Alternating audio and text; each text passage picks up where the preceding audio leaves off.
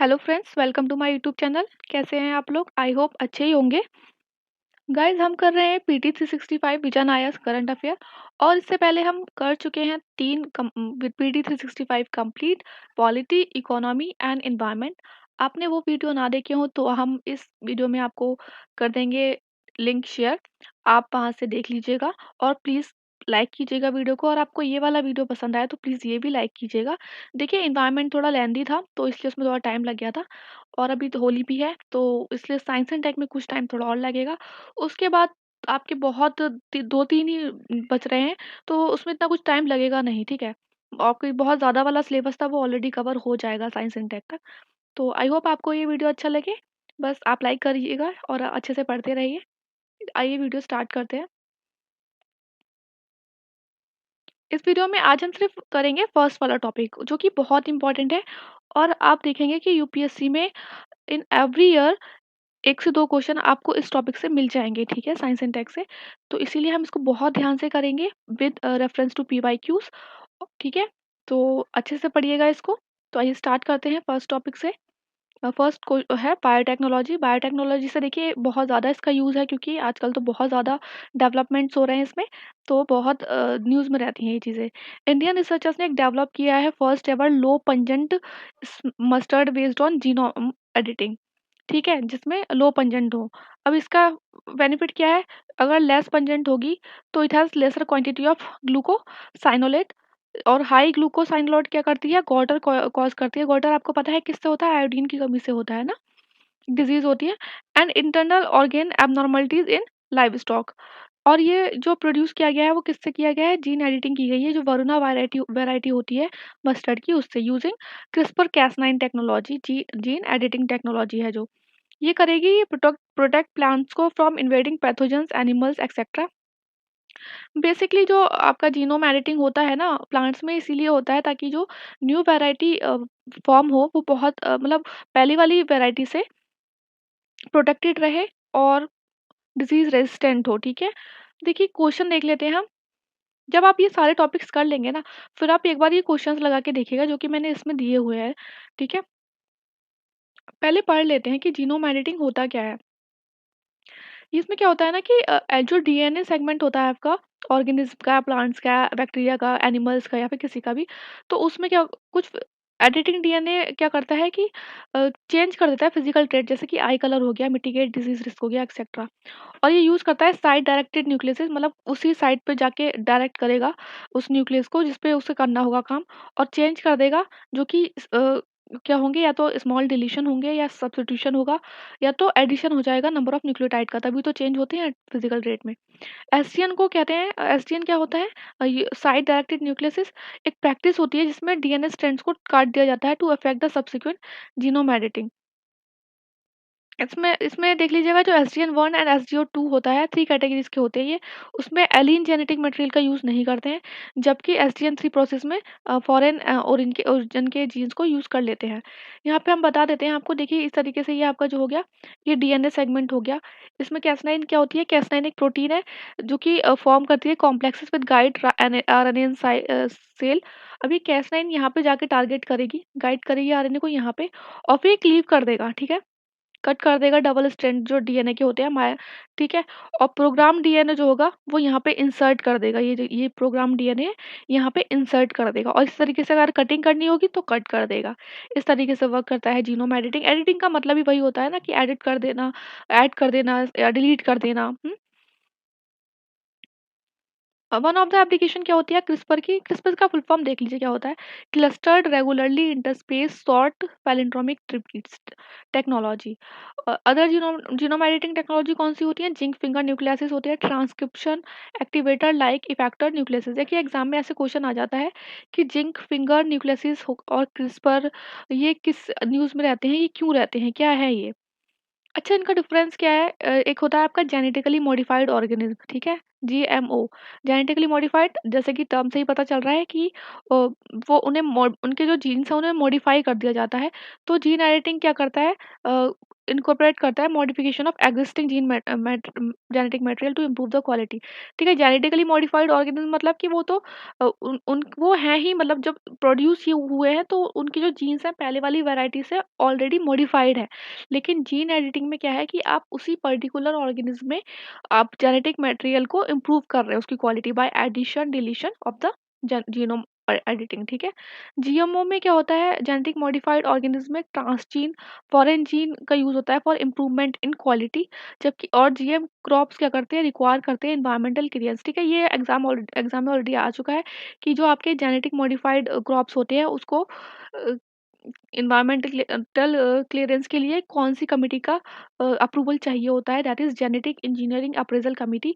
और ये किसके अंदर आती है, this is also very important. ये देखिए अब ऑलरेडी आ चुका है यूपीएससी में। ठीक है, सारे क्वेश्चन तो मैंने कवर नहीं किए हैं कि कौन कौन से क्वेश्चन आ चुके हैं, बहुत बहुत पुराने क्वेश्चन है ये, बट लेटेस्ट के मैंने कुछ 4-5 साल के क्वेश्चन ऐड किए हुए हैं इसमें, ताकि आपको एक आइडिया हो जाए कि हाँ क्वेश्चन कैसे आ रहे हैं। जब आपका ये वाला टॉपिक खत्म हो जाएगा जीनोम एडिटिंग का, तो ये जितने भी 4-5 क्वेश्चन है आप इसके आंसर इजीली दे पाएंगे। ठीक है, की एप्लीकेशंस क्या होती हैं जीनोम एडिटिंग की, ऑब्वियस सी बात है। जीनोम एडिटिंग देखिए मोस्टली जो ऐसे जो बायोटेक्नोलॉजी रिलेटेड जो आपके होती है ना एप्लीकेशंस, उनका आप हर किसी फील्ड में उनका यूज़ है, उसकी हेल्थ में यूज़ है, एग्रीकल्चर में यूज़ है, कंजर्वेशन ऑफ बायोडाइवर्सिटी में यूज़ है। तो अगर एग्जाम में ऐसा क्वेश्चन आता है तो 99% चांसेस रहते हैं कि all of the above answer होता है। ठीक है, next is GM crop, genetic modified crop. Genetic modified crops क्या क्या कैरी करती हैं, jeans of other species artificially inserted into them. जो बीटी बीटी क्या है, बैसिलस थ्यूरिंजेनस कॉटन है। ठीक है, बीटी कॉटन, बैसिलस थ्यूरिंजेनस एक हम पढ़ेंगे आगे क्या है, ये एक जेनेटिकल मॉडिफाइड क्रॉप है जो कि ऑलरेडी इस समय हो रही है। ठीक है, यूज।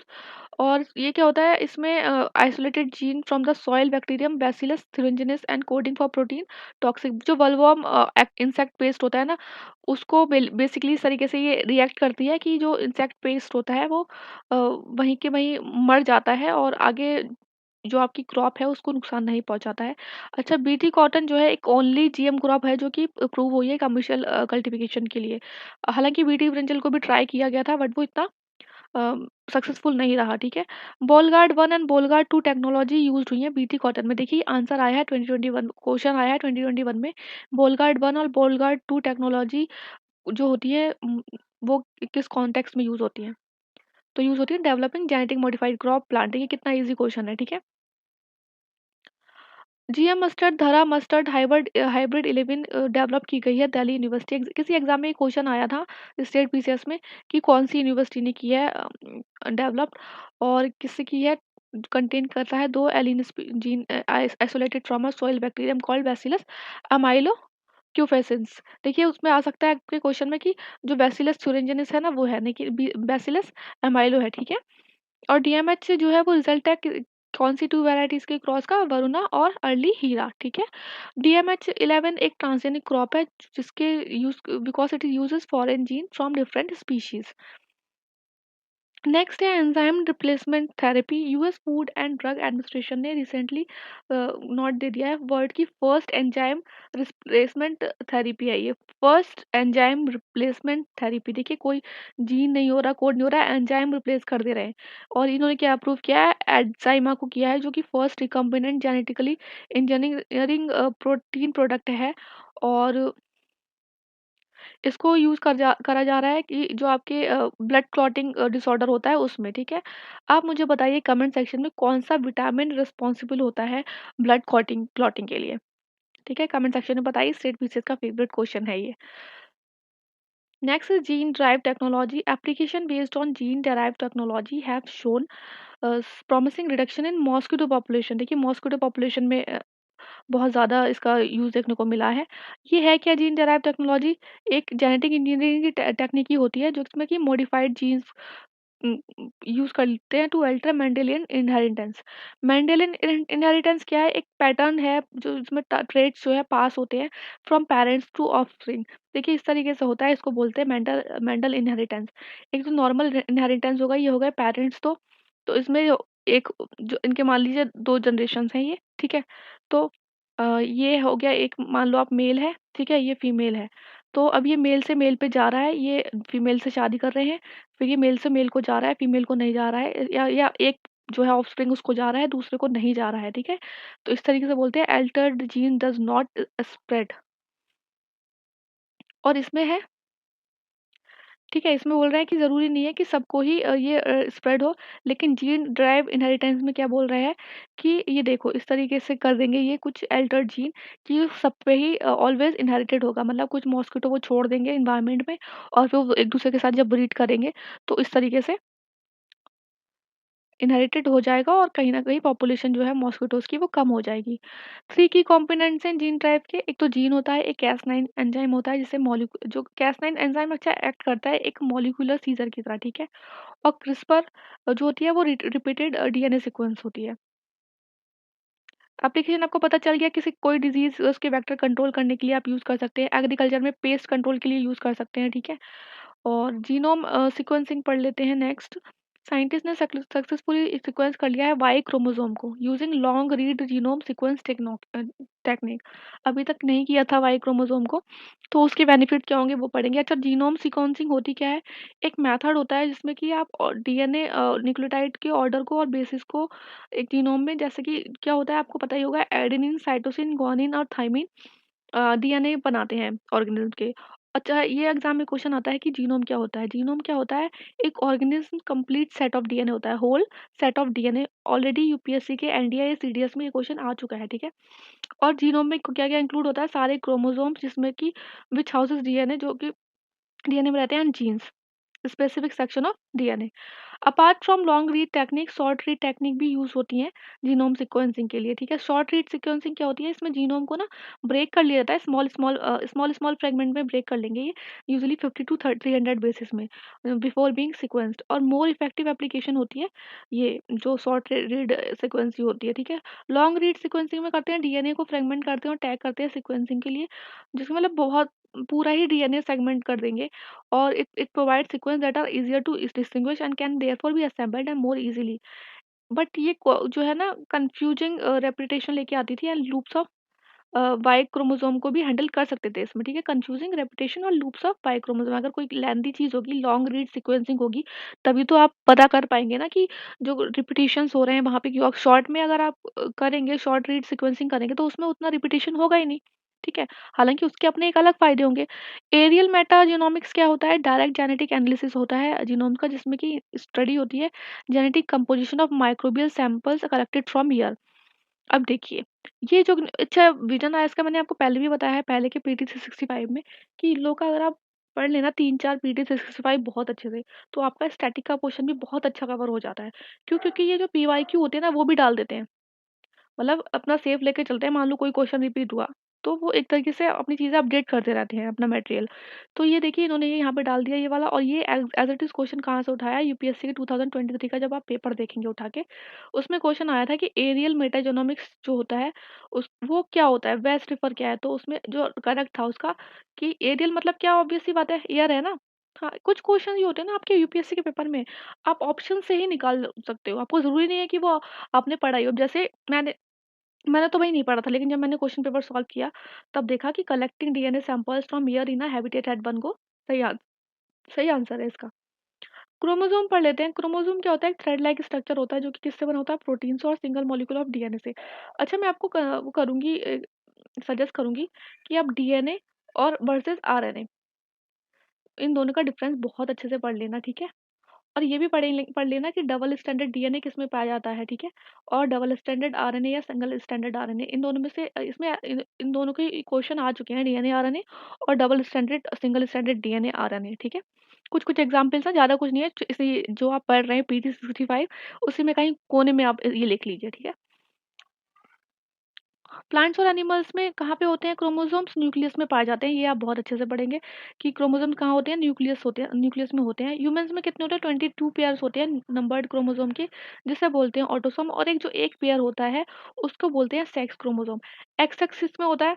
फीमेल में होता है, ठीक है? फीमेल में होता है, और एक्स वाई किसमें होता है? मेल में होता है। और जो वाई होता है ना, वो वाई होता है, वही क्या होता है कि जो होने वाला बच्चा होता है उसका अ, ज जेन क्या जेंडर होगा वही यही करता है डिसाइड। इसलिए बोलते हैं कि हमारी सोसाइटी में बोला जाता है कि एक एक मतलब जो लोग को नहीं पता होता है बेसिकली, उन्हें लगता है कि बेटा होगा या बेटी वो माँ पे डिपेंड करता है, माँ पे डिपेंड नहीं करता, वो करता है फादर के जीन्स पे डिपेंड करता है, ठीक है? क्रोमोसोम्स पे। तो टोटल कितने होते हैं? 46 और 23 पेयर्स होते हैं। क्रोमोसोम बाई क्रोमोसोम की बात कर लेते हैं हम। बाई क्रोमोसोम जो है वो लास्ट ह्यूमन क्रोमोसोम है जो कि सीक्वेंस किया गया है end to end telomere to telomere. Telomere क्या होता है? ये होता है एंड पोर्शन होता है क्रोमोसोम का, और जो बीच में जहाँ ये अटैच होते हैं ये पेयर्स वो क्या होता है? सेंट्रोमियर होता है, ठीक है? देखिए एक सेल है, सेल के अंदर न्यूक्लियस है, न्यूक्लियस के अंदर क्रोमोसोम है, इस तरीके से दिया है। और टीलोमियर में से ही इन्होंने सीक्वेंस किया है एंड टू एंड फ्रॉम, तो ये है डीएनए, ठीक है? टेलोमेयर क्या होते हैं? Made from DNA sequences and protein cap and protect and जो क्या करते हैं, कैप होते हैं एक तरीके से एंड ऑफ द क्रोमोसोम और प्रोटेक्ट करते हैं क्रोमोसोम्स को। तो ये यहाँ से निकाले गए हैं, इसके डीएनए सीक्वेंस किया जो गया है। मेल डिटरमाइनिंग होते हैं क्योंकि इट बियर्स SRY जीन जो कि सेक्स डिटरमाइनिंग रीजन होता है वाई का। अच्छा, इसमें ना बहुत सारे जंक डीएनए होते हैं जो कि अ, किसी भी ट्रेड्स में कंट्रीब्यूट नहीं करता, ठीक है? Individuals having Y chromosome are related to a single Y-bearing ancestor as it is passed down from male to male only। ठीक है, सिर्फ मेल से मेल होगा। ऑब्वियस सी बात है, वाई मेल से मेल होगा, जबकि जो एक्स होता है वो मेल में भी होता है और फीमेल में भी होता है, तो इसलिए हम उसको नहीं बोलेंगे कि सिंगल बियरिंग होता है। कंपैरिजन क्या है एक्स वाई और एक्स क्रोमोसोम में? वाई हमेशा स्पर्म्स में कंट्रीब्यूट करेगा, एक्स एग में भी कर सकता है और स्पर्म में भी कर सकता है। वाई स्मॉलर होता है एक्स से, contain just around 100 protein coding sequence. मैं आपको सजेस्ट करूंगी ये बहुत अच्छे से कर लेना आप, बहुत अच्छे चांसेस हैं क्योंकि एग्जाम में ऐसा कुछ क्वेश्चन आ जाए, कोई भी एक सेंटेंस उठा के दे देगा आपको, और बहुत ईजी सेंटेंस देते हैं। मान लो ये दे दिया, Y is smaller than X, ठीक है? टीलोमियर्स क्या होते हैं, सेंट्रोमियर्स क्या होते हैं, तो पता होना चाहिए आपको। वाई अगर singles in male only, Y represent 2% of entire human genome. तो एग्जाम में क्वेश्चन आ सकता है कि 10% करता है, या एक्स रिप्रेजेंट करता है 5% या 10%, तो ये ऐसे डाटा आपको पता होने चाहिए क्योंकि न्यूज़ में है। वही एप्लीकेशन क्या है जीनोम सीक्वेंसिंग की, फिर मैंने आपको बताया, देखिए वैसे हेल्थ में भी है, फॉरेंसिक एनालिसिस में भी है, एग्रीकल्चर एंड क्रॉप इंप्रूवमेंट में भी है, और इन्वायरमेंटल जीनोमिक्स में भी है। नेक्सस की initiative for human genome sequencing. Human genome project launch किया गया था 1990 में और कंप्लीट किया गया था 2003 में, जिसने किया था cover about 92% of total human genome sequence. 2022 में telomere to telomere consortium sequence किया गया था एंटायर ह्यूमन जीनोम का 100%। जीनोम इंडिया प्रोजेक्ट क्या है? एग्जाम में क्वेश्चन आता है, genome India project related to क्या है ये? तो इसके एक इनिशिएटिव है डिपार्टमेंट ऑफ बायोटेक्नोलॉजी का, जिसका एम है कलेक्ट करना 1000 genetic samples from citizens across India और एक to build a reference genome. Recently DBT ने अनाउंस किया कि वो कंप्लीटेड सीक्वेंस कर लिया उसने 1000 ह्यूमन जीनोम का, ठीक है? तो इसलिए अभी रिसेंटली जब अगर अनाउंस कर दिया कि उसने ये वाला टारगेट पूरा कर लिया है, तो ये हो गया आपका question important. Next is IndiGen programme क्या है? अच्छा, ये सीएसआईआर ने किया है। अब इस ऐसे क्वेश्चन आते हैं, मान लो पूछ लिया जीनोम इंडिया प्रोजेक्ट या सीएसआईआर ने इनिशिएटेड किया, नहीं, डिपार्टमेंट ऑफ बायोटेक्नोलॉजी ने किया है, ठीक है? तो ये अप्रैल 2019 में हुआ था, जिसमें कि पूरा whole genome sequencing 1029 self declared, मतलब उन्होंने खुद लोगों ने बोला कि भैया हम हेल्दी हैं, हेल्दी इंडियन से लिया गया from across the country has been completed. इन दोनों में आप अच्छे से डिफरेंस कर लीजिएगा, एग्जाम में बहुत अच्छे चांसेस हैं पूछने के। Next is three parent baby. Three parent baby से आ चुका है ऑलरेडी एग्जाम में क्वेश्चन, और ये अब बहुत ज़्यादा न्यूज़ में रहता है, तो हम बहुत अच्छे से करेंगे इसे। एक बेबी को बॉर्न किया गया है using three people DNA in UK with help of mitochondrial donation treatment procedure. Mitochondria क्या होता है? हमारा बोलते हैं पावर हाउस है सेल का, ठीक है? एटीपी पाए जाते हैं यहाँ पे, एडिनो ट्राई फॉस्फेट जनरेट करता है एनर्जी सेल की। और माइटोकॉन्ड्रियल डीएनए कहाँ से आता है? Only from mother. This is very very important point, okay? सिर्फ मदर से आता है। अब बढ़ लेते हैं कि ये जो टेक्निक है ट्रीटमेंट माइटोकॉन्ड्रियल डोनेशन ट्रीटमेंट, इसके बारे में। इसमें क्या होता है, एक चाइल्ड को ना कंसीव किया जाता है अगर आईवीएफ से, इन विट्रो फर्टिलाइजेशन में ही हो सकता है ये। और इसमें क्या होता है, जेनेटिक मटेरियल पेरेंट्स का लिया जाता है और माइटोकॉन्ड्रियल मटेरियल जो होता है वो कहाँ से लिया जाता है? डोनर से लिया जाता है, ठीक है? इस तरीके से लिया जाता है ये। इसमें एक मदर का जो फर्टिलाइज्ड एग है उसके जो है अनहेल्दी माइटोकॉन्ड्रिया निकाल लिया जाएगा, रिमूव कर दिया जाएगा। और जो डोनर का फर्टिलाइज्ड एग है वो तो आप फर्टिलाइज डोनर का न्यूक्लियर मटेरियल भी रिमूव कर लिया जाएगा और डिस्ट्रॉय कर दिया जाएगा, ठीक है। और जो डोनर एग है, ठीक है, डोनर एग उसको parents nuclear material place inside donor egg egg में डाल देंगे, ठीक है। यहाँ से इन्होंने माइटोकॉन्ड्रियल डीएनए डीएनए से हटा दिया और यहाँ से फिर फर्टिलाइज करा दिया, ठीक है। उस तरीके से है, तो ईज़ी है, एग्ज़ाम में आ जाता है क्वेश्चन। डिसीज़्ड माइटोकॉन्ड्रिया अगर कोई मान लो है डिसीज़ माइटोकॉन्ड्रियल है, तो वो हेल्दी माइटोकॉन्ड्रिया से अपने जो आने वाली जनरेशन है उसे बचा सकता है और अवॉइड कर सकता है transfer of mitochondrial disease from mother to the offspring. Done either before, अच्छा ये होता आईवीएफ में ही भी है, आईवीएफ में ही है, लेकिन इससे पहले भी कर सकते हैं आईवीएफ के और बाद में भी कर सकते हैं ऑफ द एग।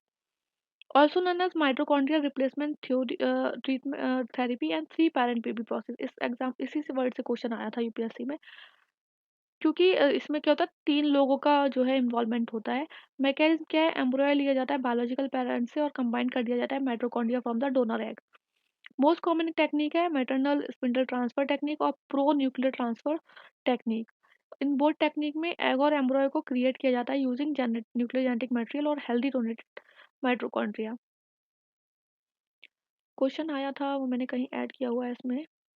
हाँ, नीचे है कि एप्लीकेशंस क्या होंगी एमडीटी की। एक तो जेनेटिक कनेक्शन, जिनके पुअर क्वालिटी एग्स हैं वो people can with poor quality egg can have a biologically related child.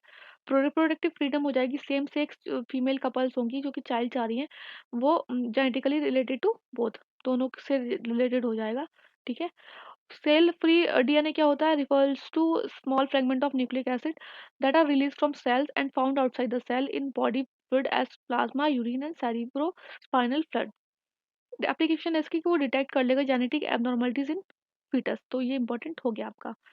2021 में देखिए क्वेश्चन क्या आया था, माइटोकॉन्ड्रियल ये जो आपने पढ़ा अभी, इसमें था बोला था कि जो passing on mitochondrial disease from parent to child can be prevented by the mitochondrial therapy either before or after in vitro fertilization of egg, ठीक है। अभी हमने पढ़ा ये वाला पॉइंट भी पढ़ा either before or after in vitro. अब अगर आपने ये पॉइंट नहीं पढ़ा हुआ तो आपको लगेगा कि यार दोनों पॉइंट डालने की क्या ज़रूरत थी, या तो आप ब्लाइंडली तुक्का लगा दो कि नहीं सही होगा, ठीक है। लेकिन कभी कभी हम ना ज़्यादा सोच लेते हैं, हमें लगता है कि यार इसमें ना कुछ इतना बड़ा सेंटेंस है, कहीं ना कुछ एग्जाम में खेल हुआ है तो हम ये वाला गलत करके आ जाएंगे। अगर आपने पढ़ा हुआ है तो अच्छी बात है। And second point is a child inherit mitochondrial disease entirely from mother। ऊपर वाली टेबल में क्या पढ़ा हमने, from mother only and not from father, तो इसलिए इसका आंसर क्या था, बोथ था, ठीक है। अब पढ़ लेते हैं हम स्टेम सेल्स। देखिए जो फर्स्ट वाला टॉपिक है इसमें बहुत इंपॉर्टेंट है, बहुत क्वेश्चन आते हैं इसमें से एग्जाम में। स्टेम सेल्स क्या होती हैं आपकी, एक टीम, जब पहले हम पढ़ लेते हैं न्यूज़ में क्यों है, एक टीम है साइंटिस्ट की, उसने क्रिएट किया है first synthetic human embryo like structure in the world using stem cell. मतलब एक बिल्कुल जैसे ह्यूमन का एम्ब्रियो होता है उसी तरीके से उन्होंने कर लिया है synthetically produce using stem cell. Discovery क्या करती है, दिस सिंथेटिक एम्ब्रियो रिजेंबल करता है बिल्कुल नेचुरल एम्ब्रियो की तरह early stage of human development में, लेकिन इनमें बीट हार्ट बीट नहीं है और the beginning of the brain. लेकिन they contain cells that would give rise to placenta, yolk sac etcetera. Stem cell transplant work जो होता है वो देख लीजिए आप, बहुत इजी होता है। देखिए इसमें क्या होता है, जो पेशेंट जो रिसीव कर रहा है pre treatment to release haematopoietic stem cell from bone marrow into bloodstream, ठीक है। बोन मैरो से जा रहा है ब्लड स्ट्रीम में, फिर कलेक्शन किया जा रहा है ब्लड का स्टेम सेल्स का, फिर स्टेम सेल्स जो है वो सेपरेट कर ली जा रही हैं और रिमेनिंग जो ब्लड है वो रिटर्न कर दिया जा रहा है पेशेंट की बॉडी में।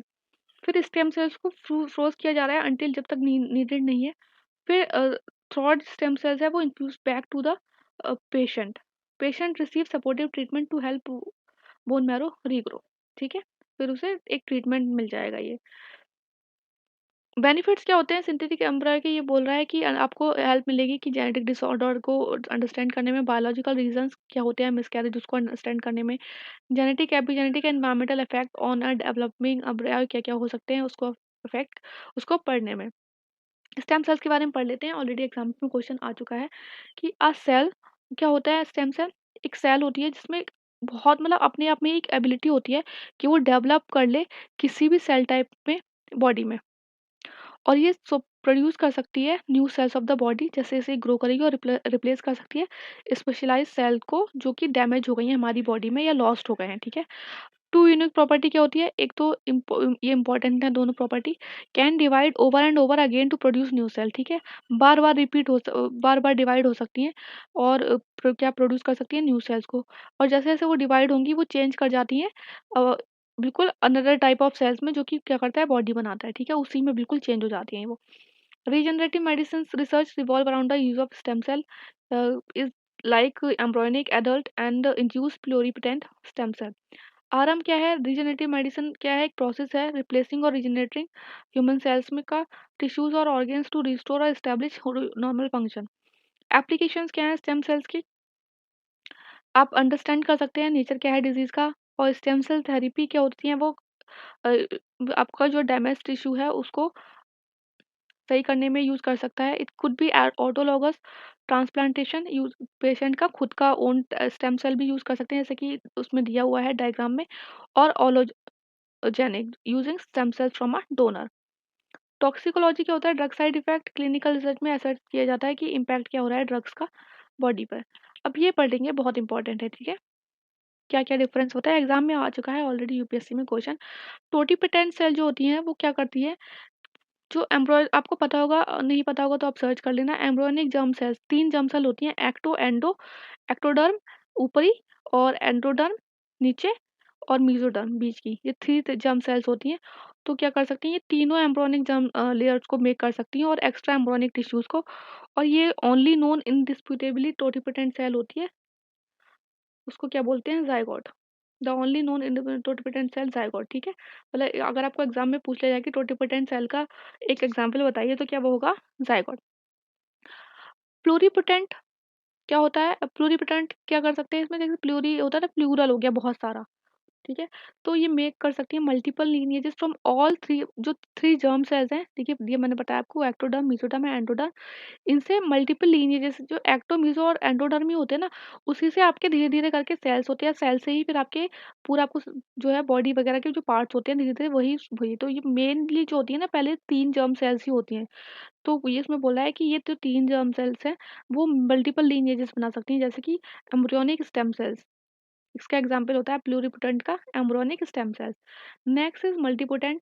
मल्टीपोटेंट होता है कि वो कम से कम 2 डिफरेंट लीनिएजेस बना सकती हैं, at least 2 different, or usually from the same embryonic germ layer। For example haematopoietic stem cells rise कर सकती हैं डिफरेंट ब्लड सेल्स को, ठीक है, फ्रॉम द ब्लड लीनियज, ठीक है। Same embryonic germ cell layer से बनाएंगी कम से कम 2 लीनियज, जैसे कि एक ब्लड सेल से ही बना रही है कितनी, वाइट वाइट ब्लड सेल्स भी बना रही है, रेड ब्लड सेल भी और प्लेटलेट्स भी। Next is unipotent. यूनिपोटेंट सिर्फ एक ही टाइप का सेल प्रोड्यूस कर सकती है, लेकिन इसकी प्रॉपर्टी जो होती है सेल्फ रिन्यू, बट इसकी इसके पास कौन सी प्रॉपर्टी होती है, सेल्फ रिन्यूअल, खुद ही अपने आप को रिन्यू कर लेती है, जो कि इसे डिस्टिंग्विश करती है फ्रॉम नॉन स्टेम सेल्स से। जैसे कि हो जाता है आपका स्किन सेल, मतलब आपका ऐसा बोल सकते हैं ना आपकी, जब आपकी स्किन डैमेज हो जाती है तो एकदम बाद में कुछ टाइम बाद ही वो वहीं आ जाती है ना, ब्लड क्लॉटिंग होती है, फिर पूरा प्रोसेस होता है तो रीजनरेट हो जाती है। तो उसमें बोल रहे हैं कि स्टेम सेल्स यूनिपोटेंट सेल्स भी होती है। Induce pluripotent stem cell IPS cell को क्या होता है, मेड लैब में बनाया जाता है, कहाँ से, एडल्ट सेल से बनाया जाता है, ठीक है। शिमरा शिमरा जो भी है ये, इसमें इसको क्या बोलते हैं, ये वर्ल्ड का फर्स्ट लाइव बर्थ है काइमरिक मंकी का, जो कि रिपोर्टेड कहाँ गया किया गया है, चाइना में। और इसमें क्या है, 2 सेट्स हैं डीएनए के, this is very important. Chimera एक सिंगल ऑर्गेनिज्म है जो कि कंपोज करता है cells of more than one distinct genotype और genetic makeup. Major type of क्या होता है, नेचुरल होता है और आर्टिफिशियल होता है, ठीक है। कार्ड कार्ड सेल थेरेपी पढ़ लेते हैं। देखिए कार्ड सेल थेरेपी इस बार भी बहुत न्यूज़ में है, आपका जो ये अपडेटेड आएगा ना इसका जनवरी फरवरी का पीडी 65, तो उसमें आप पढ़ेंगे कि जनवरी में ही है साइंस एंड टेक में एक, मुझे अभी याद नहीं आ रहा है बट बहुत इंपॉर्टेंट थेरेपी है, कार्ड से रिलेटेड ही है, ठीक है। रिसेंटली कैंसर पेशेंट ने ट्रीटेड किया है help of with the help of indigenous next card 19 a chimeric antigen receptor T cell card cell therapy. CDSCO ने अप्रूव कर दिया है इसको और ये डेवलप की है इंडिजिनियसली इन इंडिया, ठीक है? This is very important by ImmunoACT. एक कंपनी है जो कि आईआईटी बॉम्बे में है। सीडीएससीओ क्या होता है? एक सेंट्रल ड्रग अथॉरिटी होती है जो डिस्चार्ज करती है फंक्शंस करने को, फंक्शन जो कि असाइन करती है central government under drug and cosmetic act 1940।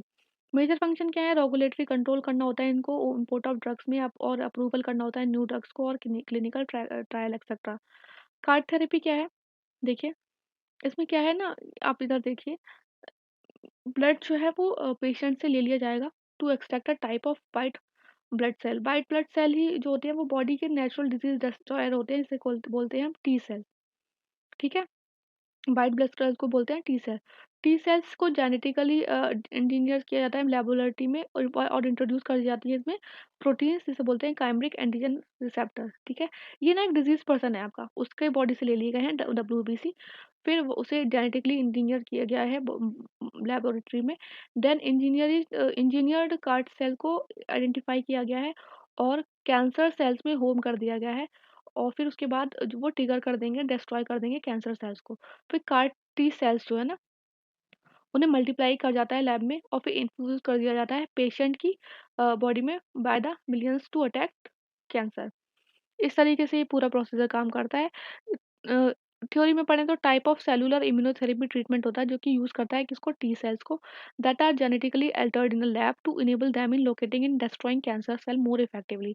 T cells कौन क्या होती है? इम्यून सेल्स होती हैं जो कि अटैक करती हैं इन्फेक्शंस में, कॉजिंग करती हैं पैथोजेंस को, जो कि कॉज़ करता है पैथोजेंस को, जैसे कि बैक्टीरिया, वायरस, फंजाई, पैरासाइट और हार्मफुल सेल जैसे कि कैंसर सेल्स को अटैक करती हैं। ठीक है, एग्ज़ाम में क्वेश्चन आ चुका है 2022 में कि बी सेल्स और टी सेल्स को बेस्ट डिस्क्राइब कौन करता है, ठीक है?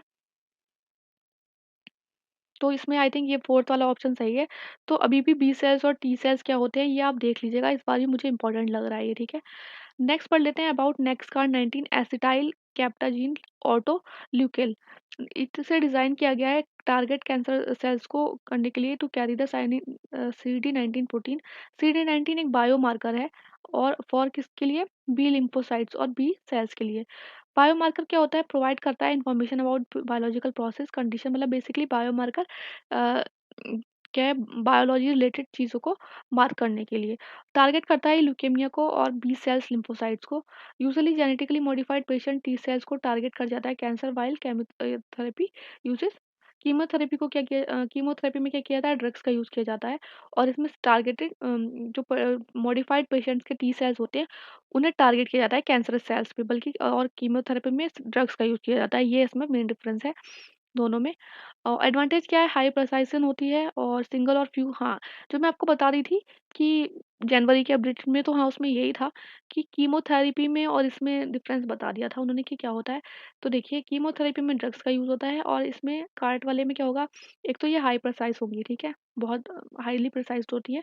सिंगल और फ्यू इन्फ्यूज़न ट्रीटमेंट ही काफ़ी होते हैं, जबकि कीमोथेरेपी में बहुत ज़्यादा लंबा साइकिल चलता है, ठीक है? और कीमोथेरेपी में क्या होता है ना कि आपकी जो कैंसरस सेल्स हैं उसके साथ-साथ आपकी जो हेल्दी सेल्स हैं ना उनको भी टारगेटेड करता है वो।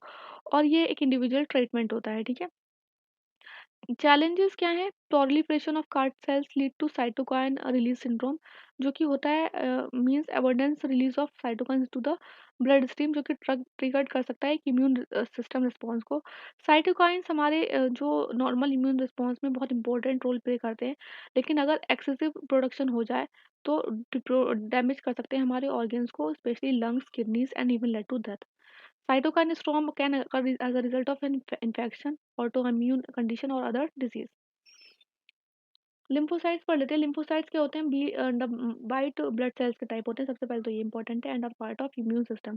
दो टाइप के होते हैं, T cells and B cells. T cells directly fight करते हैं जो बाहरी वो इन्वेडर्स होते हैं उनके साथ, और और ये साइटोकाइन्स भी प्रोड्यूस करते हैं, ठीक है? बी सेल्स प्रोड्यूस करते हैं antibody molecule that attack invading viruses of bacteria. Both originate होते हैं बोन मैरो में। और पहला वाला जो होता है टी सेल्स, उसे बोलते हैं सेल मेडिएटेड इम्यूनिटी, जबकि बी सेल्स को बोलते हैं ह्यूमरल इम्यूनिटी। टिश्यू इंजीनियरिंग क्या है? सीडीएसयू ने अप्रूव किया है first indigenously developed animal derived tissue engineer scaffold for healing skin wound. Tissue engineering एक बायोमेडिकल इंजीनियरिंग डिसिप्लिन होता है जिसमें टिश्यूज और cellular product outside the body और to repair tissues within the body. Basically क्या है, tissue engineering मतलब tissues का इंजीनियरिंग करना, मतलब कि उनको रिपेयर करना, एक तरीके से यही वर्ड है यहाँ पे बोला गया है। Kill switch for cancer cells क्या है, साइंटिस्ट ने डिस्कवर किया है कोई किल स्विच जो कि ट्रिगर करता है डेथ ऑफ कैंसर सेल्स। ठीक है, अब तो एग्जाम में क्वेश्चन आ सकता है कि किल किल स्विच किससे रिलेटेड था। ये आइडेंटिफाई कर देगा करेगा क्रूशियल एपिटॉप्स को, एक प्रोटीन सेक्शन जो होता है जो कि एक्टिवेट करता है लार्जर प्रोटीन को ऑन द C95 रिसेप्टर, जो कि कॉज करेंगे सेल्स को डाई करने के लिए। इतना इंपॉर्टेंट है। Next is diverse epigenetic epidemiology partnership. CSIR centre for cellular and molecular biology ने कोलैबोरेट किया है research groups across the world के साथ on the diverse epigenetic epidemiology partnership project, that is deep project. ये है क्या, ये पार्ट है एपिडेमियोलॉजी का। एपिडेमियोलॉजी क्या होता है, पैटर्न्स और फैक्टर जो कि रिलेटेड होते हैं किससे, हेल्थ एंड डिजीज से इन पॉपुलेशन। तो आप इसका याद रखेंगे डेफिनेशन। एपिजेनेटिक क्या होता है, एक स्टडी होती है कि एक पर्सन कैसे बिहेव कर रहा है एक इन्वायरमेंट में और कॉज कर रहे हैं and can cause changes that affect the behaviour. ठीक है, किसी आप इन्वायरमेंट में जा रहे हो तो पर्सन इस तरीके से कैसे बिहेव कर रहा है और उस बिहेवियर से आपके जो जीन्स हैं वो कैसे चेंज हो रहे हैं, कैसे अफेक्ट कर रहे हैं आपके your gene work. Unlike genetic change, epigenetic change क्या होता है, रिवर्सिबल होता है। जेनेटिक चेंज होते हैं वो रिवर्सिबल नहीं होते। और एपिजेनेटिक चेंज में कोई डीएनए सीक्वेंस में चेंज नहीं होता है, जो बल्कि जबकि सिर्फ क्या करते हैं, body reader DNA sequence change, how body reader DNA sequence. One common epigenetic modification क्या होता है, DNA methylation involves the addition of methyl group to the DNA molecule और high level of DNA methylation lead to gene silencing.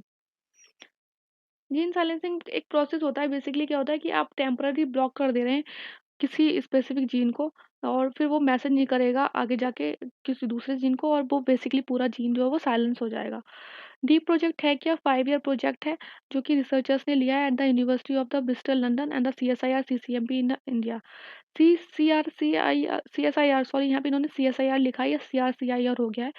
एक national research and development centre है हमारे India में to promote scientific industrial and economic growth with. President कौन है, prime minister of India है। CSIR का भी एग्जाम हुआ था और वो लीक हो गया, इसलिए सब यही बोल रहा है जिसके प्रेसिडेंट ही चेयरमैन ही जो है हमारे प्राइम मिनिस्टर है, वो एग्जाम ही लीक हो रहा है तो फिर क्या ही बचता है दुनिया में, क्या ही करे बेचारा स्टूडेंट, बताइए। प्रोसीजर क्या है इसमें, इतना कुछ इंपॉर्टेंट है नहीं उसमें। प्रोसीजर जेनेटिक मार्कर देख लीजिए, जैसे कि बायो मार्कर जो होता है ना उसी तरीके से ये जेनेटिक मार्कर होते हैं। रिसेंटली इंडियन साइंटिस्ट ने आइडेंटिफाई किया सिंगल न्यूक्लियोटाइड पॉलीमॉर्फिज्म SNPs और जेनेटिक मार्कर को जो कि एसोसिएटेड है प्रीटर्म और प्रीमेच्योर बर्थ से। Garbhini Garbhini program is very important, एक इनिशिएटिव है डिपार्टमेंट ऑफ बायोटेक्नोलॉजी का to elucidate biological and non biological risk of PTB। ठीक है, प्रीटर्म और प्रीमेच्योर बर्थ। जेनेटिकल मार्कर को कैसे डिफाइन करेंगे कि स्पेसिफिक डीएनए सीक्वेंस होती है जिसकी known location location on a chromosome and are essential tool for linkage and associated study.